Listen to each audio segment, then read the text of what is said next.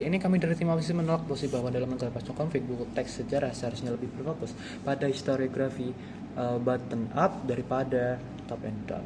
Dan sejak awal kami memperjelas dulu posisi kami tidak mengatakan bahwa suara rakyat biasa tidak penting, kami tidak mengatakan pengalaman korban konflik itu harus dihapus. Kami juga tidak mengatakan bahwa negara selalu benar dalam menulis sejarah, tetapi yang kami tolak adalah ketika buku teks sejarah nasional lebih diprioritaskan untuk memakai pendekatan bottom up dibandingkan top down dalam kondisi negara yang masih rapuh pasca konflik. Karena menurut kami dalam situasi pasca konflik, prioritas utama negara bukan memperjuangkan perspektif yang paling saling bertabrakan, tetapi mengganti kembali stabilitas sosial dan identitas nasional bersama. Dan itu jauh lebih mungkin dilakukan melalui historiografi top down yang terstruktur dibandingkan historiografi bottom up yang terlalu terfragmentasi. Kepada Dewan Hormat, negara pasca konflik itu bukan negara normal. Negara pasca konflik ada negara yang masyarakatnya masih penuh trauma, penuh rasa marah, penuh rasa curiga, dan sangat rentan terhadap konflik horizontal. Bisa jadi baru selesai perang saudara, bisa jadi baru selesai pergantian rezim, bisa jadi baru lepas dari kolonialisme atau konflik etnis panjang. Dalam kondisi seperti itu, masyarakat belum sepenuhnya stabil secara sosial maupun emosional. Dan dalam kondisi seperti ini, sejarah bukan cuma soal akademik. Sejarah menjadi alat pembentukan identitas nasional. Sejarah menentukan bagaimana generasi baru melihat bangsanya sendiri. Sejarah menentukan apakah masyarakat dan akan terus melihat diri mereka sebagai kelompok-kelompok yang saling bermusuhan atau mulai melihat diri mereka sebagai satu bangsa yang sama. Disinilah masalah terbesar dari pendekatan bottom up, karena historiografi bottom up sangat berfokus pada pengalaman kelompok-kelompok kecil, pengalaman korban, pengalaman komunitas tertentu, dan perspektif personal masyarakat. Masalahnya dalam negara pasca konflik, setiap kelompok biasanya punya luka, trauma, dan narasi masing-masing, dan seringkali narasi itu saling bertentangan. Kelompok A merasa mereka korban, kelompok B juga merasa mereka korban. Kelompok A merasa negara menindas mereka, kelompok B mereka yang lebih dulu diserang. Artinya kalau negara terlalu menekan bottom up dalam buku sejarah nasional, yang terjadi justru masyarakat akan terus melihat sejarah dari identitas kelompok masing-masing, bukan dari identitas nasional bersama. Dan itu sangat berbahaya bagi negara yang sedang mencoba bangkit dari konflik. Karena ketika masyarakat lebih loyal terhadap narasi kelompok dibandingkan narasi kebangsaan, konflik lama-lama akan jauh lebih mudah muncul kembali.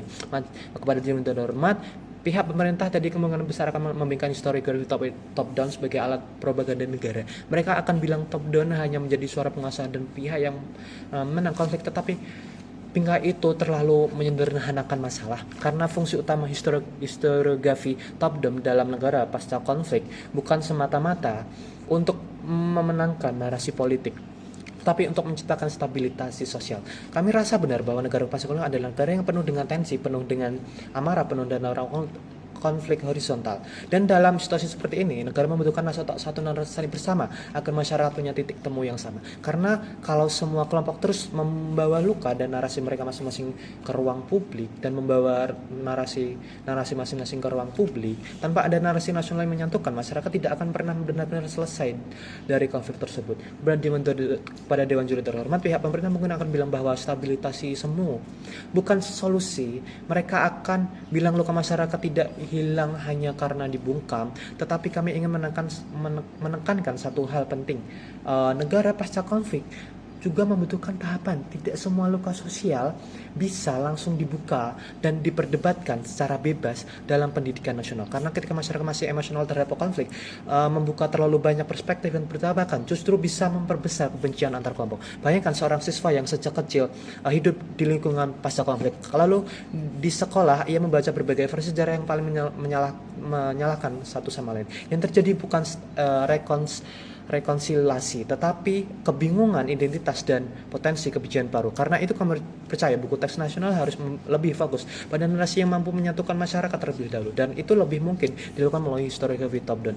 Namun di sisi lain kami juga ingin menjawab langsung klaim pihak pemerintah terkait menurut pengurangan tensi sosial. Karena menurut kami pengurangan tensi sosial yang mereka bawa itu sebenarnya cuma stabilitas jangka pendek, bukan penyelesaian konflik yang benar-benar selesai. Karena ketika negara memilih sejarah top down demi memenangkan keadaan, yang terjadi sebenarnya adalah negara menyuruh korban dan kelompok tertentu untuk diam demi persatuan semua. Masalahnya konflik sosial itu tidak hilang hanya karena tidak dibicarakan di buku sejarah.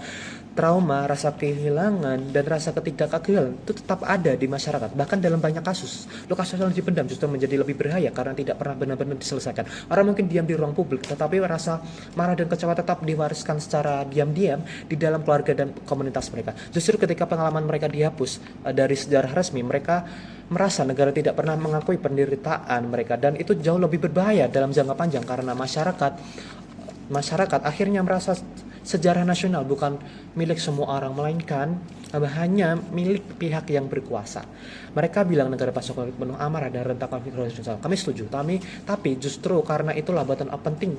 Karena masyarakat perlu memahami bahwa konflik tidak cuma soal elit politik atau pergantian rezim, tetapi ada manusia biasa yang jadi korban. Ada keluarga yang kehilangan anggota keluarganya, ada masyarakat sipil yang hidup dalam ketakutan, ada generasi yang tumbuh dalam trauma panjang akibat konflik tersebut. Dengan melihat pengalaman masyarakat sipil, siswa belajar empati dan memahami dampak nyata konflik.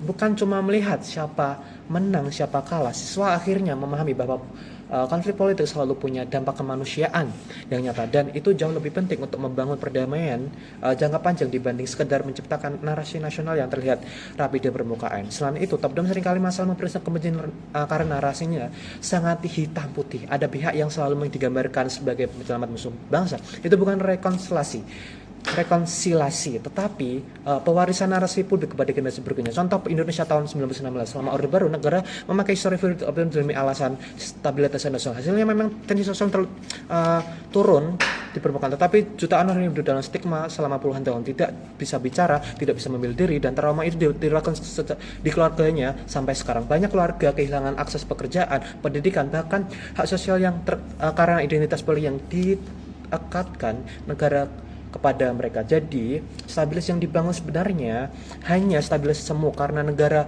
menekan narasi tertentu. Karena itu kami percaya buku teks sejarah serunya lebih berfokus pada histori button up, bukan untuk memecah belah masyarakat, tetapi justru agar masyarakat memahami konflik secara lebih jujur, lebih manusiawi, dan lebih reflektif. Karena rekonsiliasi ini sejati lahir ketika semua kelompok merasa pengalaman mereka diakui sebagai bagian dari sejarah bangsa. Oleh karena kami dari tim apa sih menolak mosi ini. Terima kasih.